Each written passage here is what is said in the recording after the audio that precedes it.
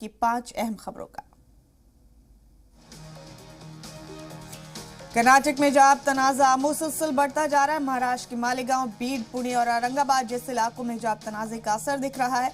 आज महाराष्ट्र के मालेगांव में यौम हिजाब मनाया जाएगा। इसका इनेकाद जमीयत उलमा हिंद कर रहा है। बता दें आपको कि कल भी कर्नाटक हाईकोर्ट की बड़ी बेंच में समाअत पीर तक के लिए टल गई। इस दौरान मौजूदा हालात को देखते हुए अदालत ने हिदायत दी है कि फैसला आने तक कोई भी स्कूलों में मजहबी लिबास न पहने। अदालत में चल रही समाअत के बीच कर्नाटक समेत दीगर रियासतों में हिजाब का मुद्दा बढ़ने लगा है। मजहबी और समाजी तंजीमें अदालत पर पूरा यकीन जताते हुए आइन के मुताबिक फैसले की उम्मीद जता रही है। इस दौरान हुकूमत से मजहबी मामला से दूर रहने की मांग की गई। उधर मंडिया में नारेबाजी कर सुर्खियों में मुस्कान से जेडीएस लीडर इमरान पाशा ने मुलाकात की। इस दौरान उन्होंने उसके हौसले की तारीफ करते हुए 1 लाख रुपए का चेक दिया। उन्होंने कहा कि मुल्क की बेटियों की आज़ादी पर पाबंदी लगानी बंद होनी चाहिए, क्योंकि कोई क्या पहने आइन इसका हक देता है।